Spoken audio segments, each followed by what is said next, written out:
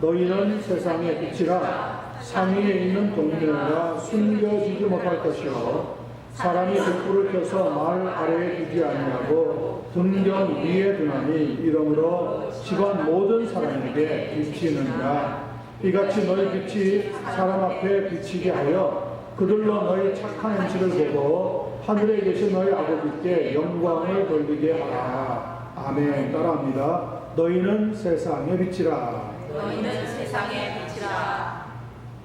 1911년 평안북도 용천에서 출생하여서 1932년 경성의대를 졸업하고 당대 최고의 외과 의사였던 백인재 교수의 지도를 받아서 의사가 된 후에 1947년 평양의 의과대가 그리고 김일성 종합대학의 외과 교수를 지내다 1950년 한국 동란의 혼돈 중에 월남하여서 1951년 부산에서 복음병원을 세워 피난민 등 가난한 사람을 무료 진료하면서 1976년 6월까지 약 25년간 복음병원 원장으로서 의소를 베풀고 한국인들에게는 발병률이 매우 높은 간암을 연구하여서 1943년에 천국에서는 최초로 간암 환자의 간암 덩어리를 간에서 떼어내는 데 성공하였고요.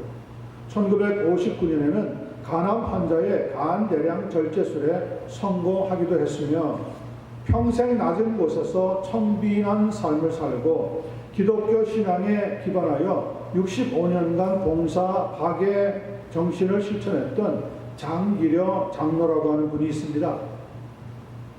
그를 가리켜 한국의 슈바이처라고 부르기도 합니다. 그는 수술비가 없는 환자를 위해서 자신의 돈으로 수술을 대신해주고 그마저도 감당할 수 없게 되면 밤에 몰래 환자를 탈출시키기도 했고요. 평생 자기 집 한 채 가지지 않고 병원 옥상 사택에서 살다가 1995년 12월 25일 성탄절 새벽 기도회를 마치고 세상을 떠난 다음에 현재는 경기도 마석에 있는 모란공원 내에 묻혀 있다고 합니다. 그를 기리는 사람들이 1998년에 아름다운 사람 장기려, 2005년도에는 우리 곁에 살다 간 성자 장기려라고 하는 책을 출판하기도 했습니다. 이 장기려 박사라고 하는 분은 죽은 뒤에 빛이 된 사람입니다. 오늘 본문에도 보니까 예수님은 너희는 세상의 빛이라고 말씀하고 있습니다. 이 말씀을 나눌 때에 놀라운 은혜가 우리들 심령에 충만하게 임하게 되기를 간절히 소원합니다. 14절 말씀을 보겠습니다. 너희는 세상의 빛이라. 산 위에 있는 동네가 숨겨지지 못할 것이요. 저는 지난 주일에 너희는 세상의 소금이라고 하는 말씀을 살펴보았습니다. 예수님께서는 13절에서 너희는 세상의 소금이라고 말씀하신 다음에 14절에 들어오면 너희는 세상의 빛이라. You are the light of the world. 그렇게 말씀하고 계십니다. 이것은 자기 제자들에게 특별히 주셨던 말씀이기도 합니다. 여러분, 빛이라고 할 때는 발광체와 반사체가 있습니다. 스스로 빛을 발하는 것을 가리켜서 일루미넌트, 즉 발광체라고 하고요. 그 빛을 받아서 반사하는 것을 가리켜서 우리는 에미터, 반사체라고도 부릅니다. 예를 들면 태양은 스스로 빛을 발하는 물체이기 때문에 발광체라고 할 때 달은 그 빛을 받아서 반사하는 것이기 때문에 우리는 반사체라고 부른다는 거죠. 교통신호등은 낮이고 밤이고 빛을 발하지만 결코 발광체라고 부르지는 않습니다. 전기를 받아서 빨강, 초록, 노란빛에 각각 세 가지 다른 빛을 내는 것이기 때문에 발산체에 해당합니다. 발산체 혹은 반사체에 해당합니다. 그러므로 너희는 세상의 빛이라고 하는 말씀은 제자들이 빛을 받아서 빛을 발하는 발광체가 아니라 빛을 발하는 발광체이신 예수 그리스도로부터 참 빛을 받아서 반사하는 그런 삶을 살아야 한다는 것이 본문이 알려주고 있는 실제적인 의무입니다. 제자들이라고 하는 것은 예수 그리스도의 복음으로 사는 성도들을 가리키고요. 주님의 실생활과 말을 행동으로 드러내야 하는 사람들입니다. 산 위에 있는 동네가 숨겨지지 못할 것이라고 했는데, 여기에 동네라고 하는 것은 한 개인을 말하는 동시에 개인들이 모여서 형성된 공동체를 말씀하고 있다는 것을 기억할 필요가 있습니다. 그래서 산 위에 있는 동네, a city on a hill 이라고 말씀하고 있다는 거죠. 특별히 예수님 당시 이스라엘에는 산 위에 세워진 동네가 많았다고 합니다.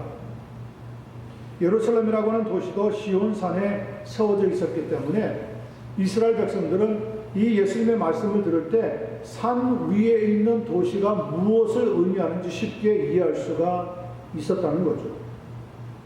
산 위에 세워진 동네가 아니라 산소 골짜기에 세워진 동네였다고 한다면 잘 볼 수가 없었을 겁니다. 그러나 산 위에 세워진 동네이기 때문에 누구나 쉽게 보고 알 수 있다고 하는 겁니다.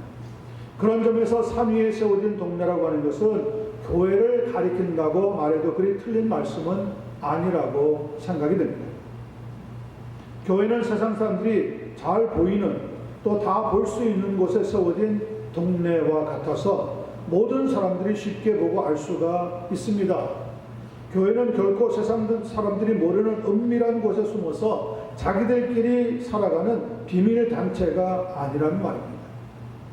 역사의 한복판에서 이 역사를 주관하시는 하나님의 교회가 역사하시는 손길에 이끌려서 대단히 중요한 공동체가 교회라고 하는 거죠. 교회는 하나님으로부터 하나님의 계획과 뜻을 받아서 세상 사람들에게 전달하는 이 땅에 세워진 작은 하나님의 나라입니다. 그러므로 마귀의 권세는 결코 교회를 이길 수가 있습니까? 없습니까? 없습니다. 마태복음 16장 18절입니다. 내가 이 반석 위에 내 교회를 세우리니 음부의 권세가 이기지 못하리라. 예수님께서 약속해 주신 말씀입니다. 세상 사람들이 교회를 보고 하나님의 진리, 하나님의 의, 하나님의 나라, 하나님의 생명을 발견해야 된다고 하는 말이죠. 그런데 오늘 교회가 이런 빛의 기능을 점점 잘 감당하지 못하고 있으니까 교회가 세상을 걱정하는 것이 아니라 세상이 오히려 교회를 걱정하는 안타까운 현실이 만들어지고 있습니다. 이것은 순전히 우리들 잘못입니다. 저 사람들은 이 세상에 하나님은 없다, 더 이상 하나님의 심판 같은 건 없다고 하면서 우리끼리 잘하면 얼마든지 잘 살 수 있다고 세상에서 큰 소리를 치고 있는 경우입니다. 여러분은 정말 빛의 사명자로서 살아가고 있습니다. 그렇지 않고 아직 회개해야 할 부분이 많이 남아있는 것은 아닙니다. 빛의 기능에는 두 가지가 있습니다. 하나는 소극적인 의미이고 또 하나는 적극적인 의미입니다. 예를 들어서 교도소나 감옥소의 담장 주변을 보면 밤이 되면 환하게 등이 밝혀져 있습니다. 이는 감옥에 있는 죄수들에게 탈출하려고 하는 마음에 경고를 주는 불빛입니다. 넘어가봐야 다 보고 있으니까 아예 넘어가지 말라고 하는 사인이자 신호라는 거죠. 이럴 때 빛이라고 하는 것은 소극적인 의미를 가지고 있다는 말입니다. 그러나 항공기가 밤에 이착륙할 때 무엇에 도움을 받습니까? 활주로의 불빛에 도움을 받습니다. 이 활주로의 불빛 때문에 기장은 안전하게 이착륙할 수가 있는 겁니다. 선박이 망망한 바다를 헤치고 육지 근처로 올 때 한밤중에도 환하게 비추는 것이 있습니다. 그것이 등대의 불빛입니다. 이 등대의 불빛 때문에 선장은 암초를 피해서 안전하게 지나갈 수가 있는 겁니다. 이럴 때의 빛이라고 하는 것은 적극적인 의미를 가진다고 말씀합니다. 여러분, 빛이 없으면 암흑 속에서 방황하듯이 이 세상에 교회가 없다면 이 세상은 방황할 수밖에 없다는 것을 알려주는 공동체가 되어야 한다는 거예요. 그런데 오늘 교회는, 그리고 성도들은 어떤 모습이냐는 거죠. 하나님의 말씀과는 상관없이 그저 교회 한번 왔다가 가는 것으로 끝내는 삶이 아닙니까? 그렇다면 우리는 하나님 앞에 정말 우리 자신들을 돌아보고 또 돌아보아야 합니다. 나 개인도 중요하지만 산 위의 동네라고 그랬습니다. 한 사람 한 사람이 모여서 만들어진 공동체, 즉 교회가 우리에게 더욱 소중하다는 거예요. 주님의 복음의 빛을 발산할 수 있는 성도, 그리고 그런 교회가 될 수 있게 되기를 예수님의 이름으로 간절히 축원합니다. 두 번째 15절 보겠습니다. 사람이 등불을 켜서 말 아래에 두지 아니하고 어디에 둡니까? 등경 위에 두나니 이러므로 집안 모든 사람에게 비치느니라. 등불은 전기가 없던 세상에 어둠을 밝히는 유일한 도구로서 집안을 밝혔습니다. 여기서 사람은 등불을 켜는 자이지 등불 자체는 아니라는 것을 아는 것이 굉장히 중요합니다. 그리고 그렇게 킨 등불을 말 아래에 두지 않고 등경 위에 둔다고 했습니다. 말이라고 하는 것은 홀스가 아닙니다. 달리는 말을 말하는 것이 아닙니다. 영어로는 bowl이라고 했는데 곡식을 셀 때 담는 큰 그릇을 말합니다. 그리고 등경이라고 하는 것은 스탠드로서 등불을 걸어 놓을 수 있도록 만들어지신 것인데 주로 벽에 거는 것이었습니다. 그래서 유대인들의 가정을 찾아가 보면 가정마다 벽면에 등불을 두는 자리를 장착해 놓았다고 합니다. 거기에다가 등불을 거는 거죠. 그러면 그 집안 사람들이 환히 볼 수 있는 기능을 나타내 주게 되었다는 거예요. 예수님은 이 등불을 말 아래 곧 큰 그릇을 두는 바닥이 아니라 등경 위, 곧 등불을 두는 높은 벽에 걸어 놓아야 한다고 가르쳐 주고 있습니다. 여러분 또한 등경을 다른 말로는 캔들스틱이라고 하는데 우리말로는 촛대라고 부를 수 있습니다. 요한계시록 1장 20절을 보면 에베소, 서머나, 버가모, 두아디라, 사데, 빌라델피아, 라오디게아 교회 등 7교회에 관한 칭찬과 책망의 말씀을 주님께서 하시는 것을 들을 수 있습니다. 그리고 결론적으로 1장 20절에 보니까 이런 말씀으로 매듭을 짓고 있습니다. 네가 본 것은 내 오른손에 7별의 비밀과 또 7금 촛대라. 7별은 7교회의 사자요 7촛대는 뭐라고요? 7교회니라. 자, 그러니까 촛대라고 하는 것은 높이 걸어 놓아서 등불을 밝혀줄 수 있는 장치가 되기도 하지만 오늘 그 장치가 바로 교회와 같은 기능을 나타내어서 이 세상에 하나님의 진리가 있다는 것을 선포하고 밝혀주는 그런 사명을 감당을 해야 한다는 겁니다. 그러니까 성도가 세상에서 가지고 있는 두 가지 기능을 예수님은 13절과 14절에서 각각 말씀하고 있는데 그 첫 번째 기능은 소금입니다. 소금은 그 가장 중요한 기능이 뭐라고 그랬죠? 희생하는 겁니다. 녹아져서 희생하는 것. 또 하나는요, 부패를 방지하는 역할을 하는 거예요. 그것이 소금의 역할입니다. 두 번째는 오늘 어둠을 맡기는 빛의 역할을 감당해야 한다고 가르쳐주고 있습니다. 마틴 로이드 존스 목사님은 이렇게 소금이 먼저이고 빛이 나중에 된 이 순서가 굉장히 중요하다고 강해 설교에서 말씀하고 있습니다. 언제나 소금과 빛의 순서이지 빛과 그 다음에 소금의 순서가 아니라고 합니다. 이 순서가 만약 바뀌게 되면 교회는 자신의 본래적인 의미를 잃어버리고 세상을 닮아가는 위험을 만나게 된다는 거예요. 여러분, 우리는 빛과 소금 말하기 훨씬 쉽지만 예수님은 한 번도 그렇게 말씀하신 적이 없어요. 예수님은 소금과 빛이라고 말씀하셨습니다. 먼저 녹아져서 헌신하고 그 다음에 빛으로 기능을 나타내야 한다. 예수님이 그렇게 사셨습니다. 이 세상에 오셔서 십자가에 매달려 먼저 죽으셨습니다.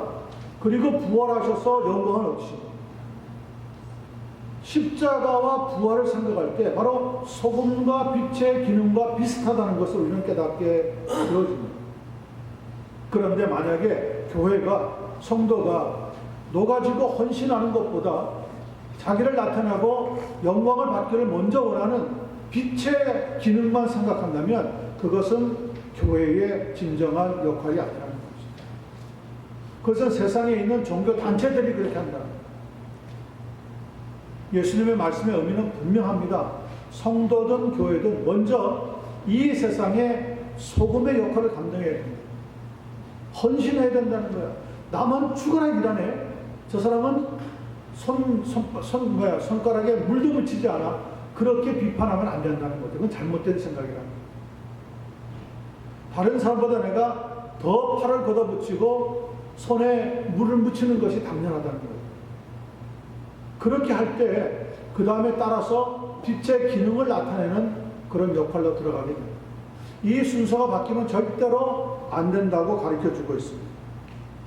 여러분, 사람은 죄에서 돌이켜야 합니다. 그러나 하나님께로 돌아가라고 말하는 것만으로는 충분하지 못합니다. 왜냐하면 어떤 사람도 스스로 하나님께로 나아갈 수가 없기 때문입니다. 그런데 개인적으로는 성도가 공동체로서는 교회가 그 구원의 길을 밝혀줄 때 집안의 모든 사람에게 비치게 되는 그러한 의미가 이 세상에 하나님을 찾고자 하는 사람들에게 그대로 적용이 되어지게 된다는 거죠. 가장 중요한 것은 무엇입니까? 구원자이신 나사렛 예수 그리스도를 소개하는 겁니다. 누가복음 19장 10절에 보니까 인자가 온 것은 잃어버린 자를 찾아 구원을 하려 함이라고 했습니다. 사도행전 16장 31절에 보면 주 예수를 믿으라 그리하면 너와 내 집이 구원을 받으리라고도 말씀하셨습니다. 디모데전서 1장 15절에 보면 미쁘다 모든 사람이 받을 만한 이 말이여 그리스도 예수께서 죄인을 구원하시려고 세상에 임하셨다 하였도다라는 말씀이 각각 적혀져 있습니다. 바로 그런 의미입니다. 미국 동부에 가면 펜실베니아라고 하는 주가 있는데요. 그 펜실베니아에서 정치가였던 벤자민 프랭클린이라고 하는 사람이 살았습니다. 그는 자기가 사는 집 앞에 선반을 하나 만들고 예쁜 등을 올려두었다고 합니다. 동네 사람들은 이상하게 생각했습니다. 집안에 있어야 하는 등불을 집 밖에 걸어두는 것은 낭비라고 생각했기 때문입니다. 그러나 한 주가 지나고 한 달이 지나자 사람들은 서서히 깨닫게 되었습니다. 집 밖에다가 등불을 걸어두니까 밤길을 지나가는데 아무도 넘어지지 아니하고 잘 지나가는 것이었습니다. 멀리서도 방향을 알고 잃어버리지 않고 찾아갈 수가 있게 된 겁니다. 그래서 하나씩 둘씩 자기들 집 밖에다가 등불을 걸어두기 시작하니까 온 저녁 밤길이 환하게 밝게 비추게 됐는데 바로 그것이 스트리트 라이트, 가로등이 만들어진 시초가 되었다고 합니다. 오늘 교회는 복음의 빛을 들고 말 아래가 아니라 우리들끼리 비추고 우리들끼리 이게 진리야, 이게 복음이야, 우리는 이제 천국 갈 수 있어, 이렇게 속삭이면서 사는 생활이 아니라 등경 위에 높이 두어서 모든 집안 식구들이 볼 수 있게 비추는 그런 역할, 그런 기능을 감당해야지만 마땅하다고 예수님은 알려주고 있습니다. 등불에 필요한 것은 등과 기름입니다. 등은 하나님의 말씀의 진리를 상징하고요. 기름은 성령의 충만을 의미합니다. 사랑하는 성도 여러분, 계속하여 진리의 말씀에 대한 충만함과 성령의 충만함을 구하면서 우리 모두 정말 이 세상에 빛을 비출 수 있는, 진리의 빛을 나타낼 수 있는 그런 복된 삶을 살아갈 수 있게 되기를 예수님의 이름으로 간절히 축원합니다. 마지막 16절 말씀 보겠습니다. 이 말씀은 굉장한 오해의 소지가 있는 말씀이기도 합니다.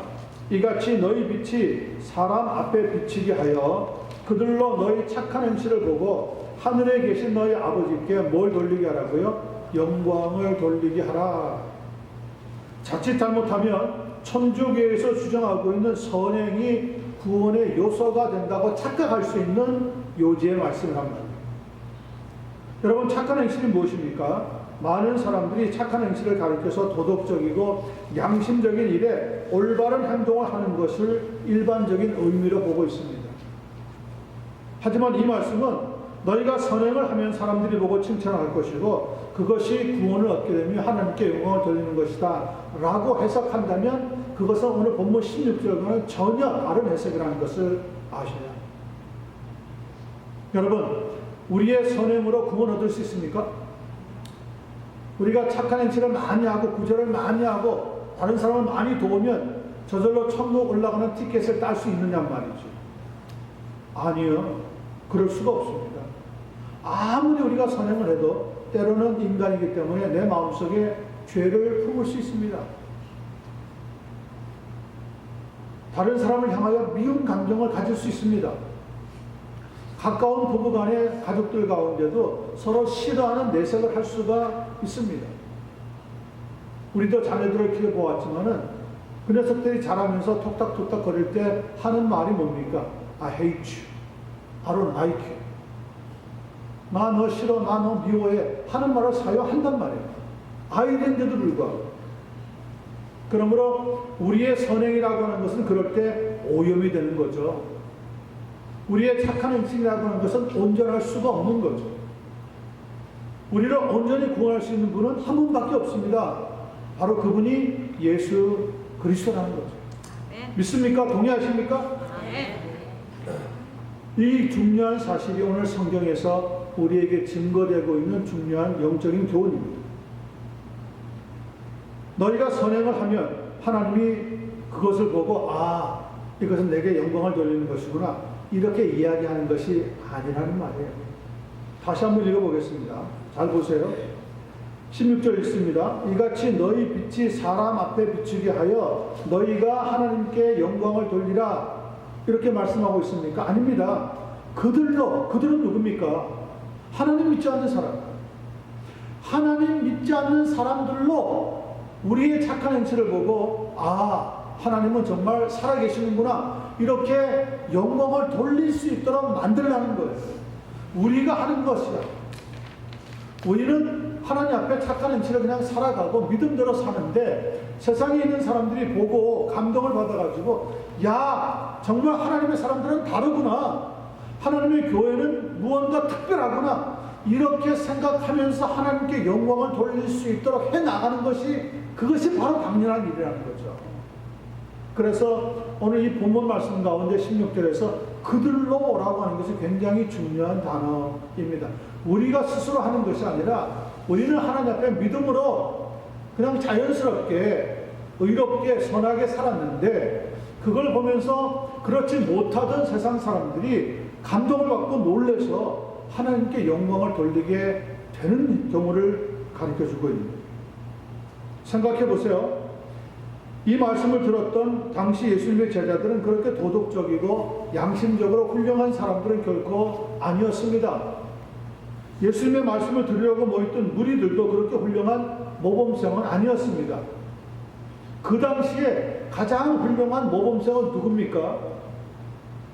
바리새인들과 서기관들이었습니다. 이 사람들은 스스로 자기 자신들이 이 정도면은 하나님 앞에 의를 지키는 사람이야. 이 정도면은 우리는 하나님 잘 믿는 사람이야. 이렇게 자부하고 있었던 사람이에요.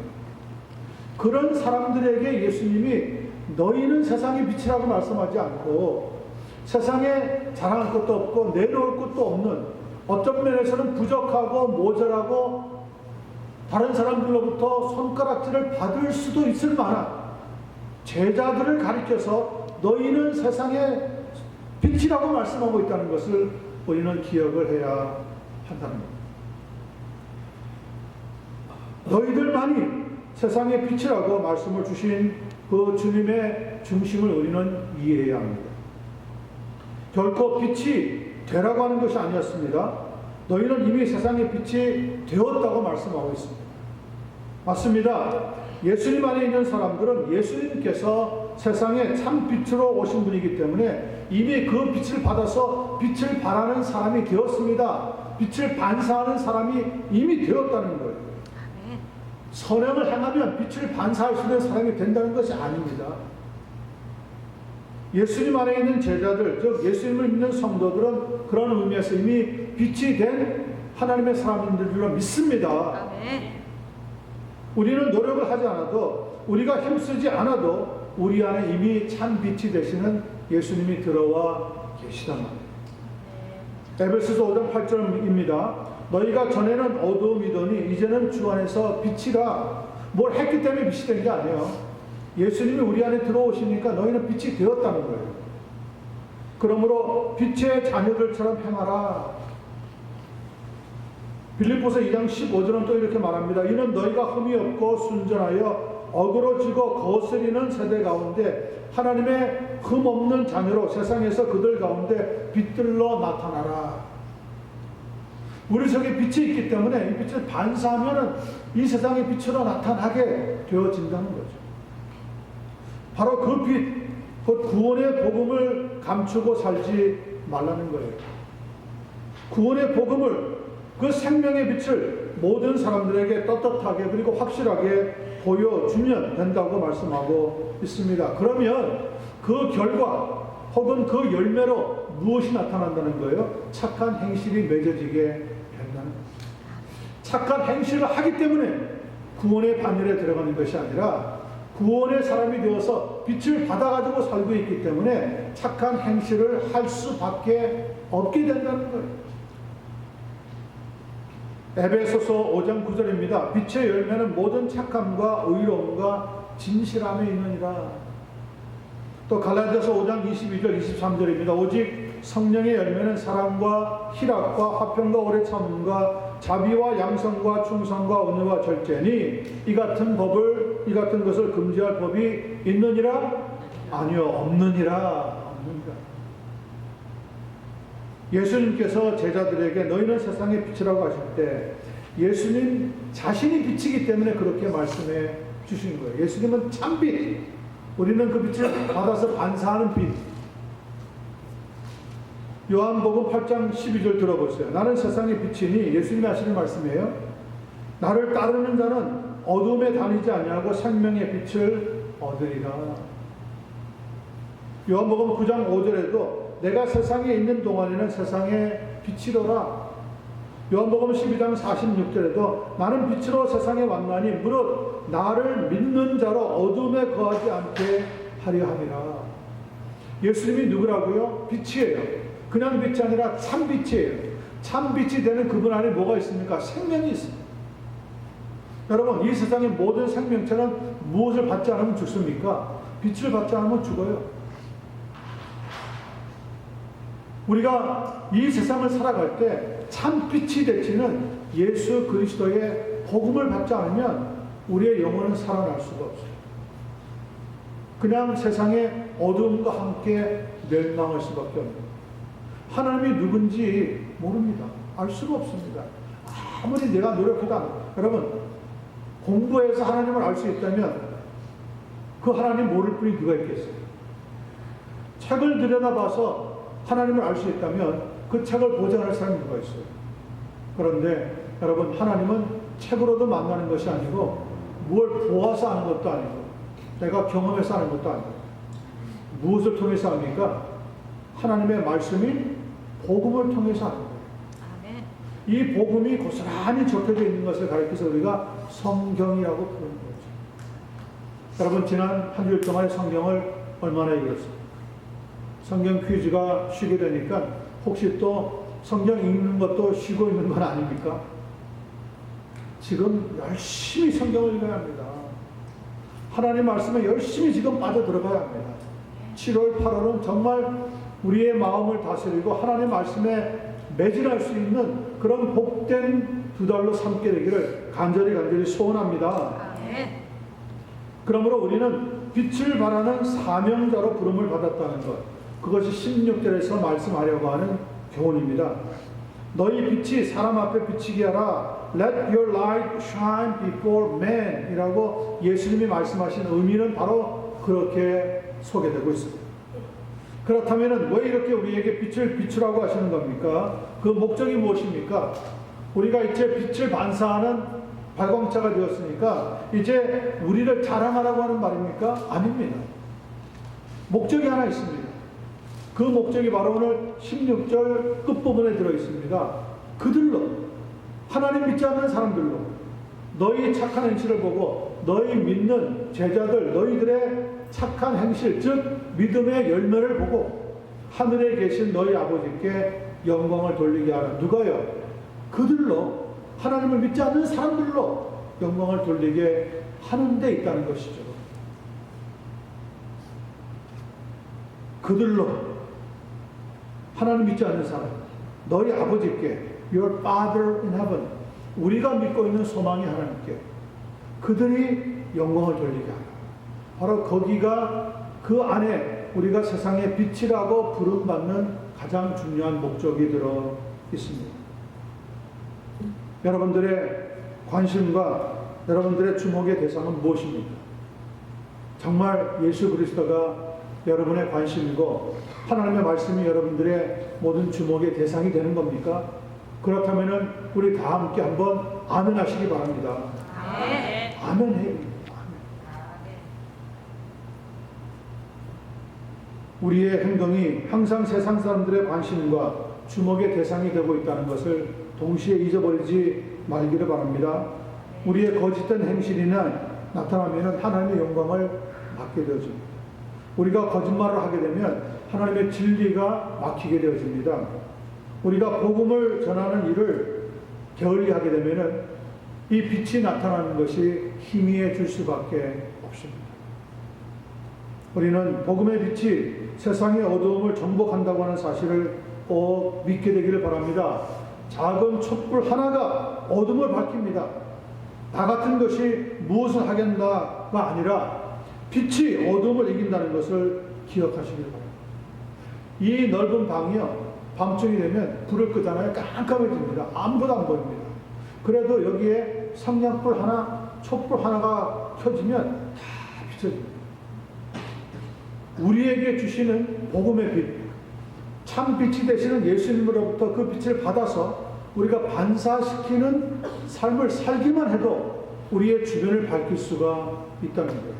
내 가정에서 제대로 된 예수 믿는 사람만 되어도 우리 가족들에게 이 생명의 빛을 나타낼 수가 있다는 거죠. 빛이 있는 곳에서 어둠은 물러갑니다. 성령의 빛이 여러분에게 충만하여서 어둠의 권세와 마귀의 권세를 쫓아낼 수 있게 되기를 간절히 소원합니다. 그리하여 우리는 하나님의 능력과 힘과 지혜를 얻어서 더욱 승리하는 그런 삶을 살아갈 수 있게 되기를 예수님의 이름으로 간절히 축원합니다. 축원합니다. 기도하겠습니다.